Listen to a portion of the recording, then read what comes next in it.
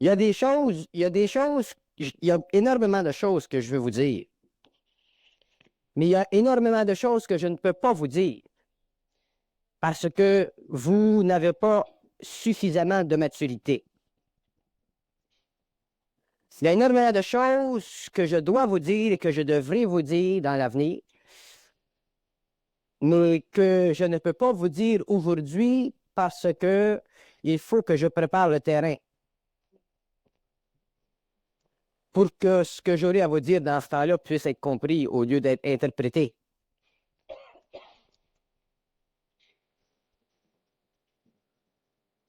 Si je considère mon travail comme étant un travail ou une œuvre qui a la fonction sur le plan matériel de détruire tout le matériel psychologique humain, que l'homme soit libre éventuellement dans son esprit, dans son intelligence, il est évident que je ne peux pas vous dire tout ce que je dois vous dire dans un certain temps. Je dois attendre. Est-ce que je le dirai publiquement? Peut-être. Est-ce que je le dirai d'une façon plus fermée? Dans ce sens que je choisirai un certain nombre de personnes parmi tous les séminaristes qui devront eux-mêmes digérer ce que j'ai à dire pour qu'une fois l'avoir digéré, ils puissent eux-mêmes le transmettre à leur niveau vers l'extérieur, je ne sais pas. Tout ce que je sais, c'est que ce que j'ai à dire est difficile à prendre, difficile à comprendre et peut-être même très souffrant pour l'homme sur le plan psychologique. Alors, pour préparer ce que j'ai à dire, je vais vous parler de cette façon. Remarquez que quand je parle à l'homme, quand je parle à l'homme en général, je suis suffisamment conscient pour pouvoir parler à plusieurs hommes, même si ce que je dis n'affectera éventuellement qu'un certain nombre de personnes, dans le sens profond de ce que j'ai à dire. L'homme qui va vers la conscience, ce que nous appelons communément la conscience, ce que nous appelons communément l'intelligence, ou ce que nous appelons dernièrement la relation de plus en plus étroite entre le double humain, le double éthérique de l'homme et l'ego, est obligé au cours de son évolution future, ou sera obligé au cours de son évolution future, il sera obligé d'emboîter le pas. C'est-à-dire qu'il sera obligé de vivre sa vie, non selon son désir, mais selon le pouvoir de son double sur lui. Viendra ce temps-là, dans les années à venir. Que ce soit dans 2 ans, dans 5 ans ou dans 10 ans, viendra un temps dans l'avenir de l'humanité, dans l'avenir de l'homme qui se conscientise, où les hommes seront obligés de vivre leur vie comme s'ils étaient poussés dans le dos par des forces qui émanent de leur double. Et lorsque l'homme est arrivé à ce point-là dans la vie où il est poussé dans le dos par les forces qui émanent de son double, les forces qui sont le produit de la pénétration de l'intelligence à travers le double pour le rendre lumineux. Les hommes qui sont obligés de vivre cette vie sont obligés à ce moment-là de reconnaître une chose de fondamentale à toute vie humaine conscience, ou à toute vie humaine supraconsciente, ou à toute vie humaine supramentale, ou à toute vie humaine réelle. Ils sont obligés de reconnaître que la vie, c'est plus puissant que l'ego.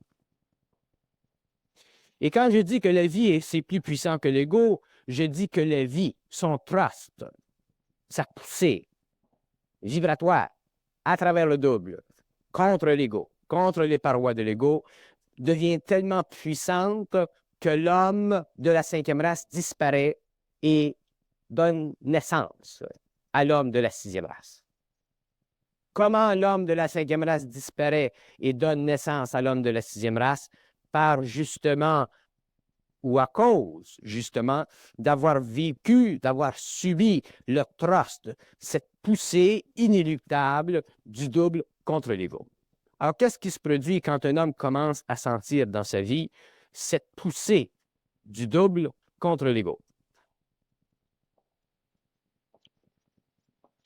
Il se produit qu'il est obligé de reconnaître que dans la vie future de l'humanité, les questions de mœurs humaines, les questions d'habitudes humaines, les questions de volition humaine, les questions de désir humain, les questions subjectives de l'ego à tous les niveaux de son expérience sont annihilées.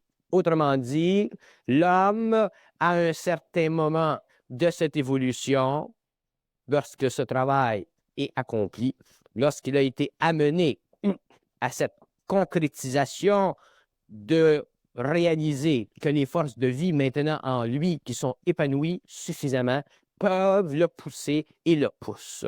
Autrement dit, l'homme, au lieu d'être comme il était avant, un bateau amateur, devient un voilier.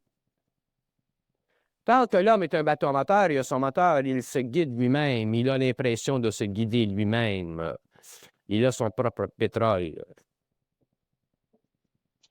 Mais quand l'homme devient conscient, il ne peut plus être motorisé.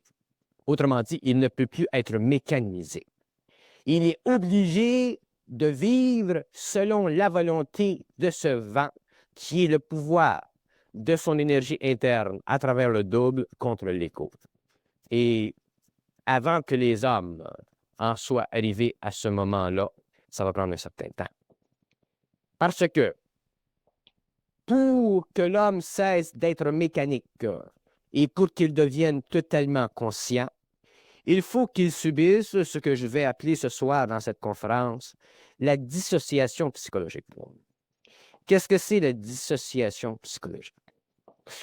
La dissociation psychologique, c'est tout dans votre vie, à quelque niveau que ce soit, qui renferme, à quelque niveau que ce soit, pour quelque considération que vous vouliez en tant qu'être humain, qui renferme une dimension qui vous fait plaisir personnellement.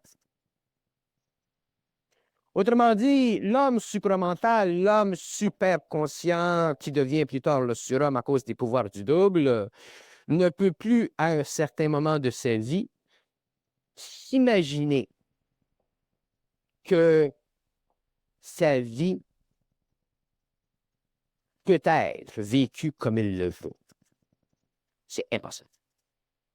Sa vie, elle est vécue comme elle se doit. Et pour que la vie de l'homme soit vécue comme elle se doit, il faut que l'homme ait conscience suffisante, soit suffisamment évolué en esprit, soit suffisamment évolué en intelligence, soit suffisamment diminué en émotivité pour pouvoir subir, supporter le poids de cette conscience-là. Et quand je dis le poids, je dis que l'homme vit ou supporte le poids de cette supraconscience ou est capable de le supporter. Seulement lorsque ses corps ont été suffisamment ajustés et seulement lorsque la vie l'a poussé assez loin et qu'à un certain moment, il ne peut plus combattre la vie. Parce que l'homme combat la vie constamment par des mécanismes ou par une mécanicité interne qui est le produit de son intellect, de son émotion, et ainsi de suite. Alors, l'homme combat constamment la vie et en combattant la vie, il s'oppose à lui-même. Alors, si je dis que l'homme s'oppose à lui-même, je dis qu'il s'oppose à cette partie de lui qui est cosmique, qui est invisible à son ego, mais qui régira un jour l'ego. Et les hommes, un jour, qui seront régis par cette partie d'eux-mêmes qui est invisible, seront les surhommes de la nouvelle race. Autrement dit, ces hommes seront dans le pouvoir de cet être cosmique, de cet être lumineux qui est eux, et ils bénéficieront sur le plan matériel de l'exécution de ce pouvoir-là parce que ces hommes travailleront en contact direct ou en référence directe avec ce que j'appelle le gouvernement invisible. Mais pour que l'homme puisse travailler avec le gouvernement invisible, il doit avoir une conscience totale. C'est-à-dire qu'il doit avoir une conscience qui n'est pas divisée et qui n'est pas divisible. C'est-à-dire qu'il doit avoir une conscience précise concernant la relation entre son ego et son double. Et pour qu'il ait une conscience précise de la relation entre son ego et son double, il doit perdre la conscience subjective de l'association psychologique. Et l'association psychologique, c'est cette vertu de l'ego qui permet à l'homme d'accroître sur le plan matériel les valeurs qui lui font plaisir et d'accumuler ces valeurs pendant des années de temps et un jour de perdre contact avec les forces de vie parce que les forces de vie sont incapables de troubler ou de briser ces valeurs qui ont été accumulées par l'homme, un peu comme l'écureuil qui accumule la nourriture durant l'été pour l'hiver. Et l'homme ne doit pas être un écureuil, l'homme ne doit rien accumuler durant l'été pour l'hiver. L'homme doit être capable de passer à travers l'hiver avec des moyens qui lui sont fournis par les forces de vie quand l'hiver vient. Autrement dit, quand les temps demain seront durs. Donc, l'homme, demain, doit être capable de se saturer complètement des forces de vie et d'être totalement libre des forces psychologiques qui ont entretenu pendant des années de temps sa conscience subjective. Donc, la dissociation psychologique,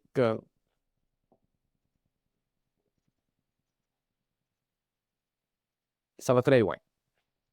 Ça va tellement loin, la dissociation psychologique, que je pourrais appeler la conscience supramentale l'état d'esprit où la dissociation psychologique est totale.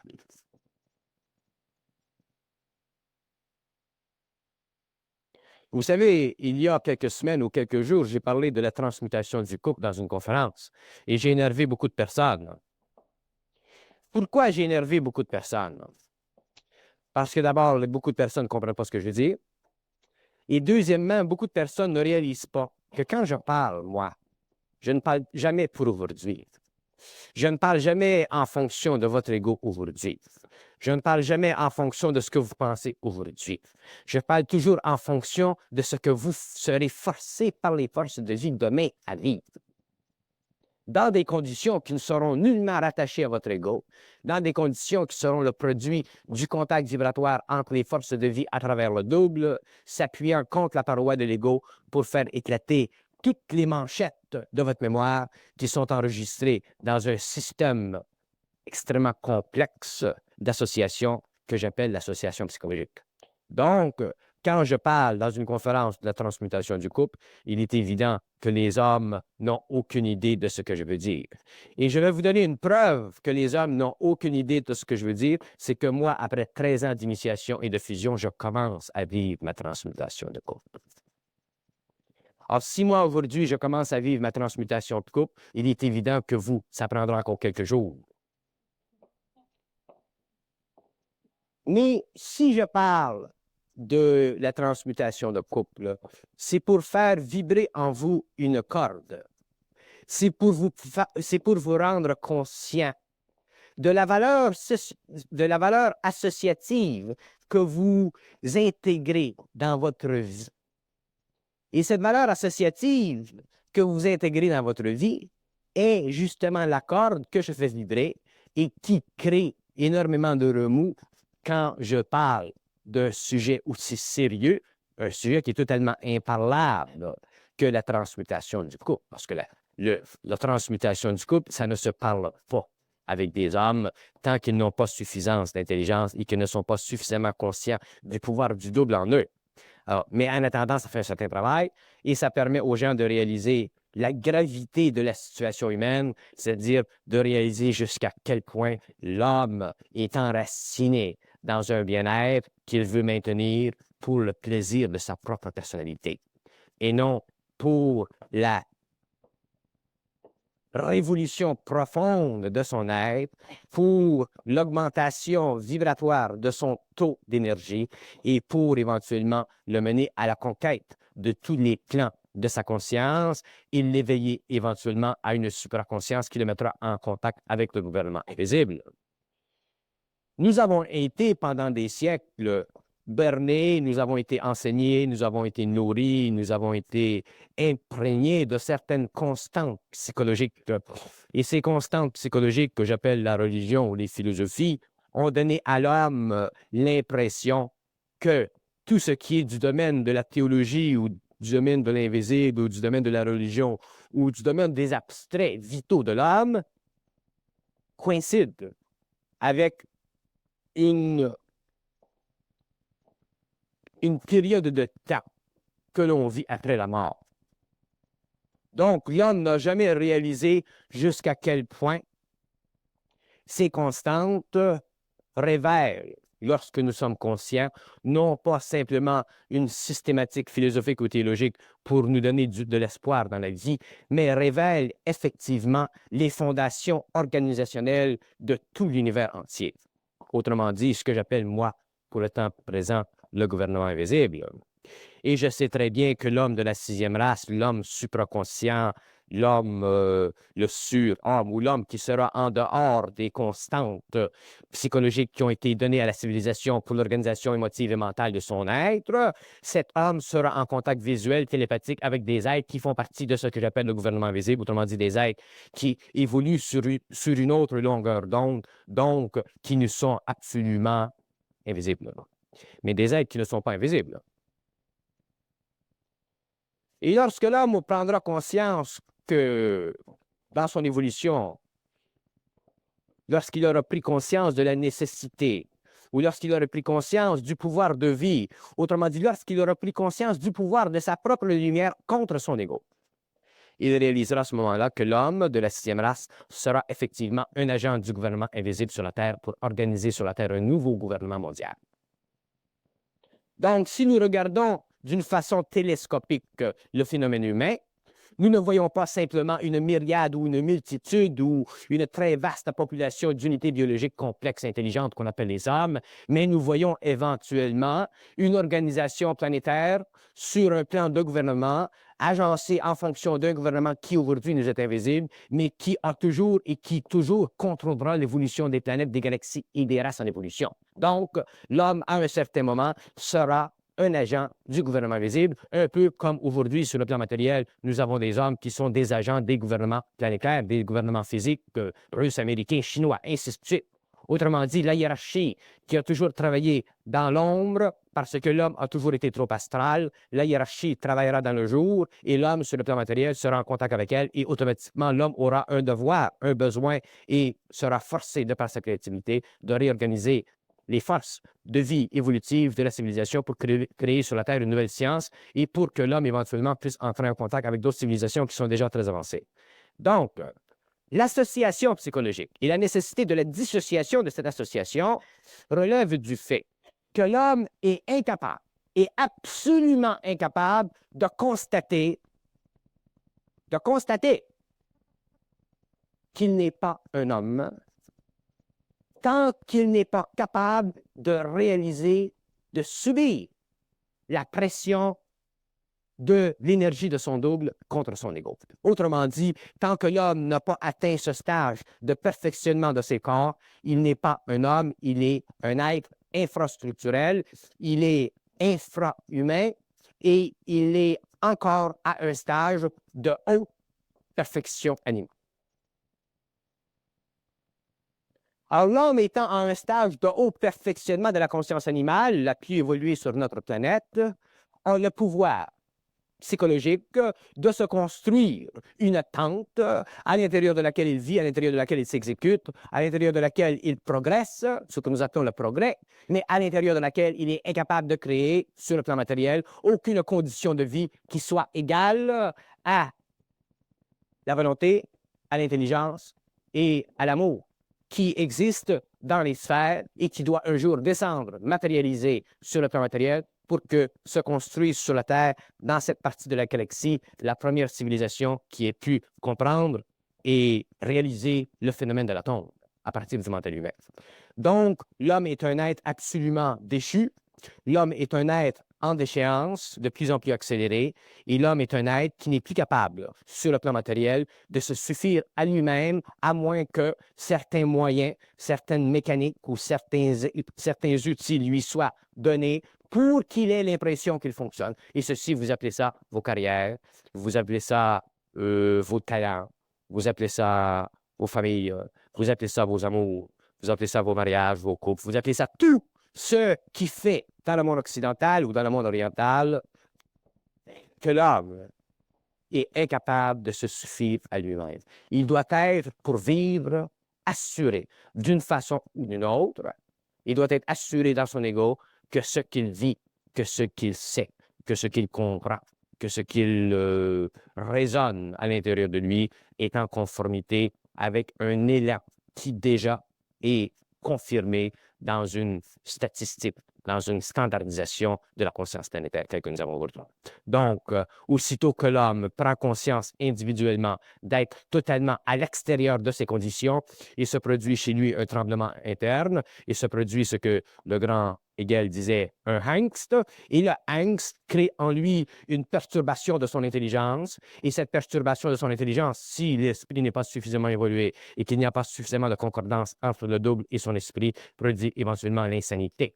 Il ne s'agit que le taux de croissance de la déchéance de la civilisation, que les marques de la civilisation se déplacent, que le désordre devienne de plus en plus apparent, que le désordre devienne de plus en plus près de soi, que le désordre touche notre maisonnée, que le désordre touche notre politique, notre économie, et ainsi de suite, ou notre religion, ou nos mœurs. Il ne s'agit qu'il n'y ait dans la civilisation un trouble quelconque, un raz de marée, pour que l'homme s'effondre, un peu comme ces petites maisons dans les îles des Antilles s'effondrent lorsque la tornade passe. Et l'homme ne réalise pas jusqu'à quel point il est inutile à lui-même. Et pourquoi est-il inutile à lui-même? Parce qu'il n'est pas capable, il n'est pas suffisamment intelligent, il n'est pas suffisamment conscient, il n'a pas suffisamment été dissocié dans l'organisation psychologique de son mental et de son émotion pour pouvoir aller chercher dans lui-même le matériel nécessaire dont il a besoin pour construire lui-même sa vie. Il a besoin que sa vie soit construite par les autres, il a besoin que la vie soit mesurée par les autres, il a besoin que sa mesure de sa vie soit en conformité à la mesure des autres. Donc, l'homme n'a aucune capacité de se dissocier de cette mesure standardisée qu'est la vie humaine. Donc, l'homme est totalement faible, il est totalement sans support réel, et il est incapable, et il sera incapable de passer à travers les événements qui secoueront dans quelques générations la planète Terre.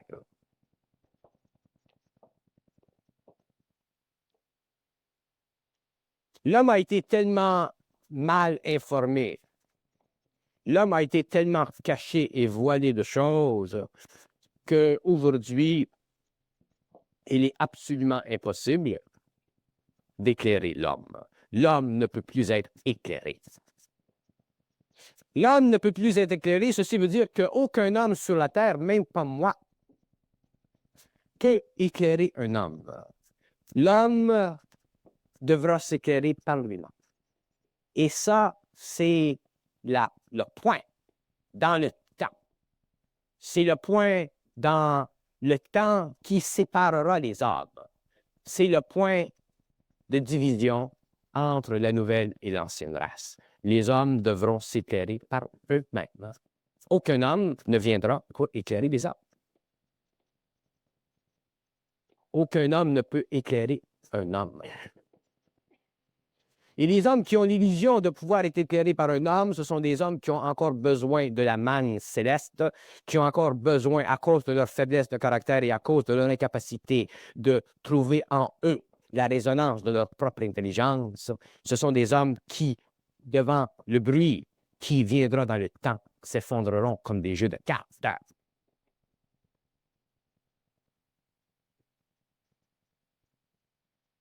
L'homme ne peut pas éclairer l'homme. Et dans le cycle qui vient, les hommes devront s'éclairer par eux-mêmes. Il y aura des hommes qui viendront, qui sont venus, qui peuvent donner à l'homme une map, qui peuvent indiquer à l'homme comment est construit l'homme, comment réagira l'homme, comment doit réagir l'homme devant l'abattement des forces. Mais c'est l'homme tout de même qui devra lui-même s'éclairer lorsqu'il sera devant la mesure de lui-même qui sera toujours égal à l'événement créé par son esprit pour la construction en lui d'un pont entre l'ego, l'éther et l'intelligence.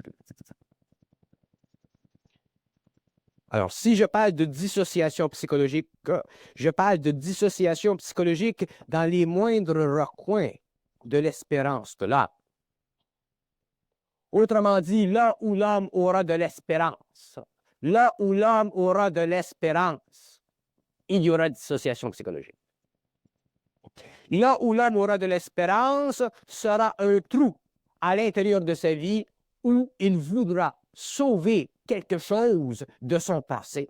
Et la lumière ira dans ce trou et éclairera ce trou. Et de sa puissance, de sa force, forcera l'ego de sortir de ce trou. L'homme demain ne doit avoir aucune sécurité psychologique.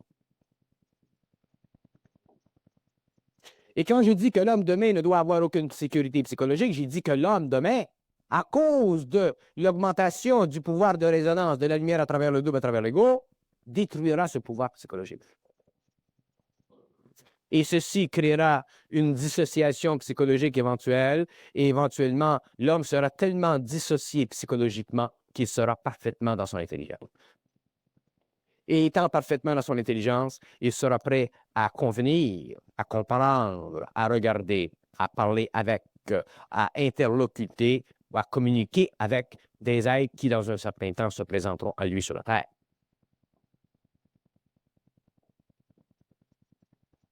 La dissociation psychologique de l'homme, c'est l'éventuel aboutissement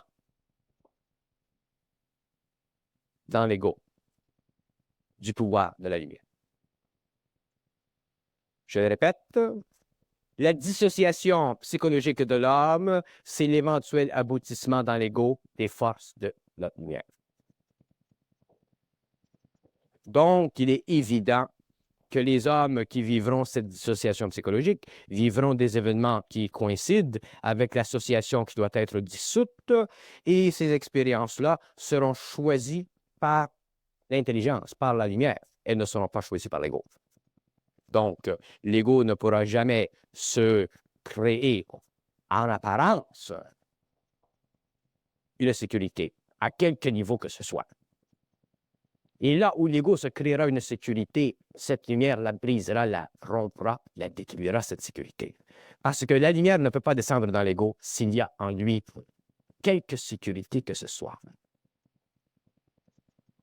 La lumière ne peut pas descendre dans l'ego tant que l'ego n'est pas totalement dissocié psychologiquement. Et ceci est tellement vrai, et ceci est tellement réel, que c'est pourquoi, sur la Terre, les hommes qui connaîtront dans les débuts de la civilisation le passage d'un plan à un autre seront en très, très petit nombre. Parce que la création d'une nouvelle race est un processus de perfection, et la création d'une nouvelle race ne peut jamais être assujettie aux lois de la race ancienne.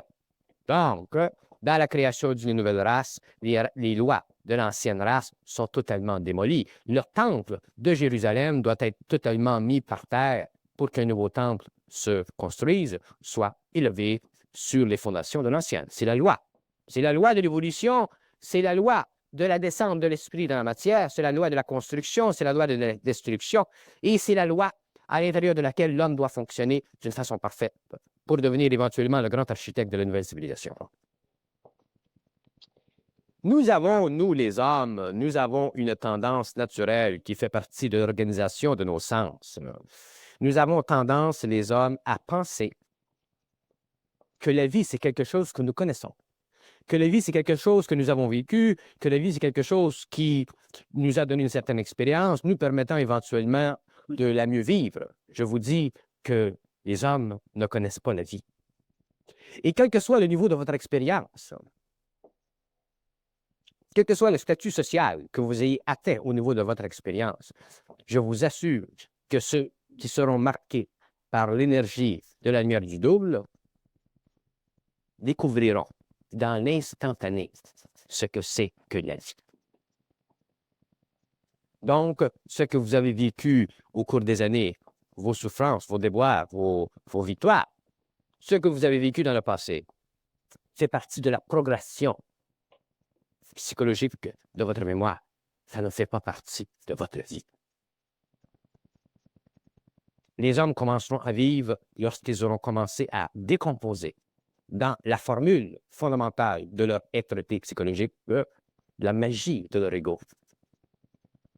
Autrement dit, les hommes commenceront à vivre lorsqu'ils auront cessé de souhaiter qu'il n'en soit pas ainsi.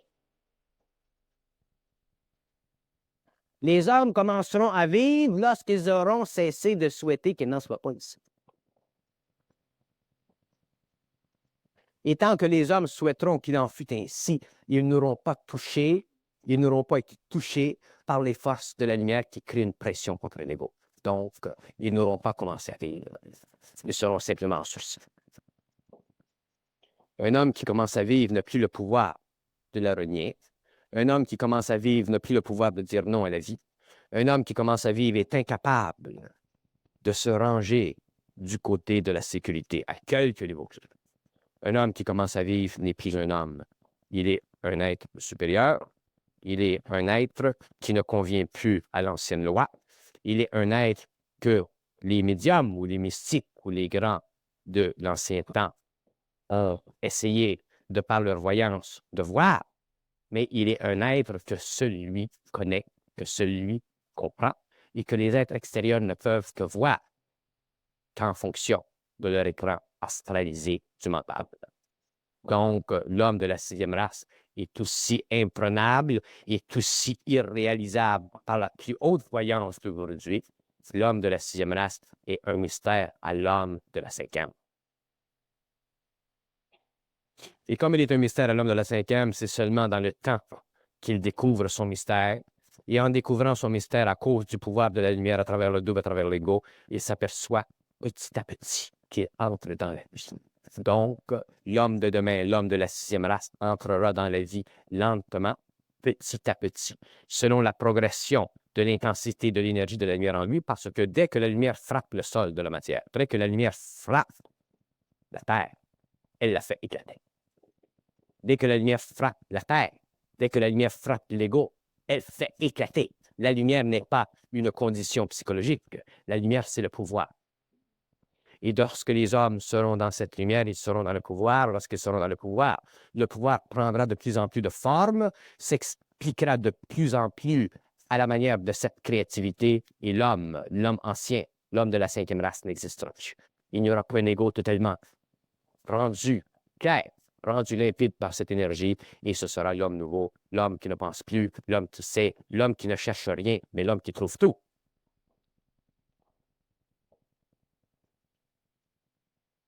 Pourquoi l'importance de la dissociation psychologique? Parce que tant que les hommes ne seront pas amenés à la confrontation entre la volonté de leur double et le désir de leur ego, ils seront incapables d'échapper à la mort.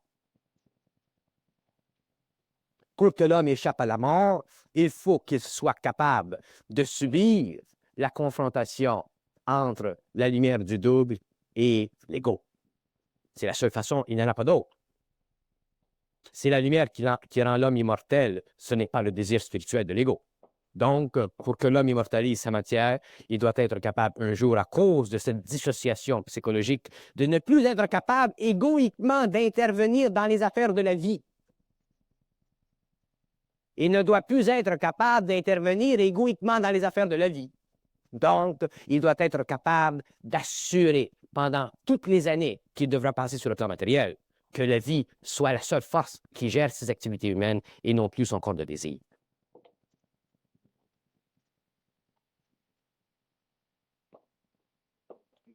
L'homme a l'habitude de s'entretenir de lui-même à plusieurs niveaux.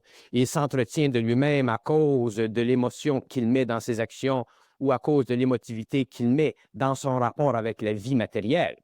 Et à cause de ceci, il entretient constamment l'illusion, sans le réaliser, qu'il est intelligent. Et je vous assure que l'homme n'est pas intelligent. Que l'homme devient petit à petit intelligent.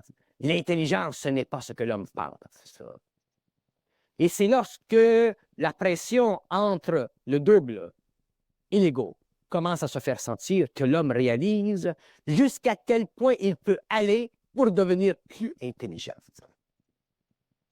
Donc, le développement de l'intelligence chez l'homme, ce n'est pas une attribution quelconque psychologique faite par la lumière à son ego ou faite par le rapport entre sa mémoire et son ego.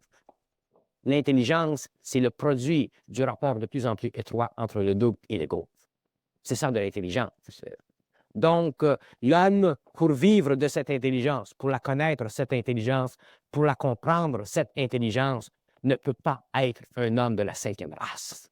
Il doit être capable suffisamment de dissocier la constatation psychologique qu'il s'est fait de lui-même afin de s'approprier émotivement certaines valeurs qui le sécurisent dans son ego pour aller de l'avant selon son intelligence et jamais selon la crainte d'avoir peur.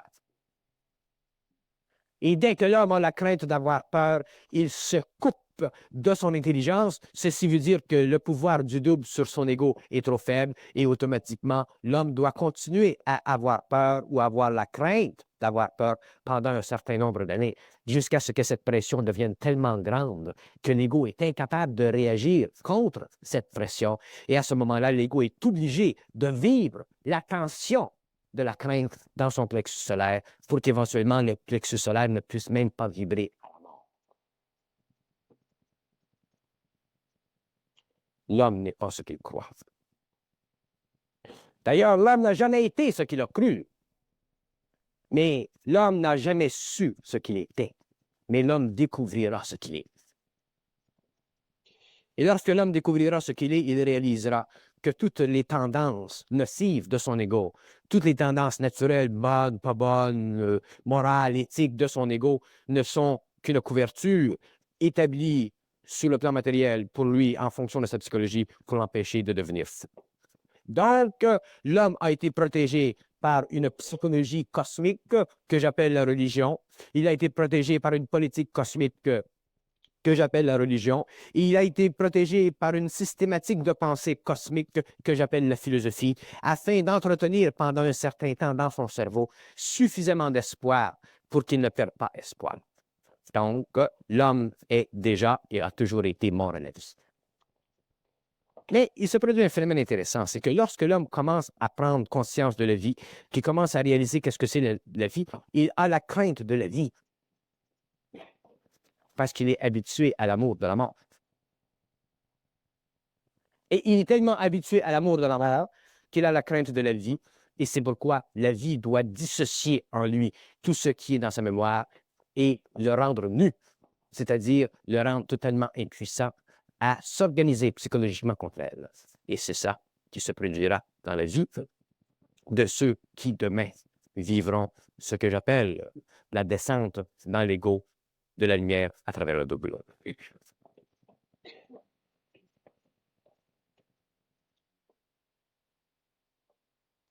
Il y a des hommes comme moi qui viennent sur le plan matériel pour instruire l'humanité, pour donner à l'homme une vue d'ensemble des lois de l'évolution. Et ces hommes ont une particularité, c'est que ces hommes n'appartiennent pas à la Terre. Et comme ils n'appartiennent pas à la Terre, ils n'ont pas envie de la Terre. Et c'est justement parce qu'ils n'ont pas envie de la Terre qu'ils sont capables de vivre sur la Terre sans en souffrir. Et les hommes qui les rencontrent ou qui les confrontent ou qui entrent en contact avec eux ont l'avantage, s'ils sont suffisamment évolués en esprit, ils ont l'avantage de rencontrer des hommes qui viennent très, très rarement sur une planète pour en fouler le sol.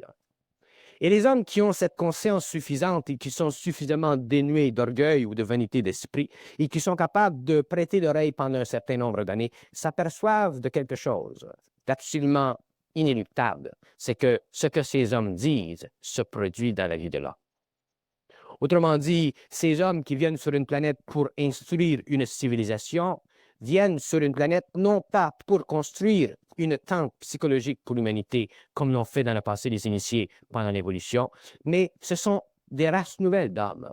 Nous ne faisons pas partie des races anciennes de ceux qui ont voulu venir sur la Terre pour donner à l'homme du matériel afin de créer en lui des guides contre la destruction de cette civilisation. Nous faisons partie d'un groupe d'êtres qui ont pour science ou qui ont pour mandat ou qui ont pour constante dans l'universel des vues d'ensemble beaucoup plus vastes et beaucoup plus profondes, mais qui nécessitent chez l'homme une réorganisation totale de son mental et une réorganisation totale de son état émotif vis-à-vis ce mental. C'est pourquoi les hommes qui auront dans l'avenir la chance d'entendre les paroles de ceux qui font partie de ce groupe d'hommes qui viennent sur la Terre, et je ne suis pas le seul, je suis peut-être le premier, mais je ne suis pas le seul. Et les hommes qui viendront sur cette terre pour donner de l'instruction ou pour reformuler la matière de vie, pour reformuler la constante qui doit exister entre l'homme et lui-même, ces hommes seront éventuellement extrêmement précieux pour l'humanité et il y aura une très grande lignée de ces hommes. Ce sont ces hommes qui formeront sur la terre les nouvelles écoles de l'humanité. Mais l'impulsion originale qui est donnée à l'homme devra noyer totalement la constante psychologique de l'humanité dans le passé. Autrement dit, les hommes qui seront imprégnés au cours des années de cette instruction, de cette vision des choses, seront obligés de perdre contact complètement avec leur psychologie ancienne. Ils n'auront pas de choix. Parce qu'ils seront incapables à un certain moment de résister à la vibration qui aujourd'hui est sur la planète. Et la vibration qui aujourd'hui est sur la planète et qui est pour le moment canalisée à travers la parole, un jour sera canalisée par d'autres voies. Et plus le temps avance, plus cette vibration sera puissante. Donc, plus les hommes seront amenés rapidement à comprendre des choses qui, dans le passé, ils étaient absolument incapables de saisir parce que, dans le passé, ils avaient trop d'associations psychologiques dans leur tête. Donc, la dissociation psychologique de l'homme est absolument importante. Et là où l'homme cherchera un point de sécurité en lui-même, il le perdra. Alors, ceci explique pourquoi je parle de la transmutation du couple. Quand je parle de la transmutation du couple, je ne parle pas de la transmutation du couple comme vous le voyez. Vous voyez la transmutation du couple soit en votre faveur ou en votre défaveur. Si ça va bien dans votre couple, vous voyez la transmutation du couple comme étant une souffrance. Si ça va mal dans votre couple, vous voyez la transmutation du couple comme une délivrance. Hein? Mais quand je parle de la transmutation du couple, je veux dire ceci. C'est que les hommes qui vivront la transmutation du couple s'aimeront déjà. Donc, s'il n'y a pas d'amour dans votre couple, il n'y aura pas de transmutation. Pour qu'il y ait transmutation dans le couple, il faut qu'il y ait amour. Autrement dit, pour qu'il y ait transmutation dans le couple, il faut que déjà deux êtres se soient convenus dans une sorte d'expertise émotive et mentale leur permettant de se créer une sécurité quelconque. Donc, ce sont ceux qui s'aimeront qui devront demain se laisser. Alors, ça élimine beaucoup de convoitise ou de faux espoirs. Ce sont ceux qui s'aimeront demain qui devront se laisser. Et quand je dis qu'ils devront se laisser, je ne veux pas dire qu'ils devront se laisser, je veux dire qu'ils devront se laisser en esprit. Et se laisser en esprit veut dire qu'ils seront obligés de mener eux-mêmes leur barque selon les forces de vie qui pénétreront en eux et qui les pousseront dans le monde pour des raisons qui conviennent à l'esprit, qui conviendront à leur intelligence.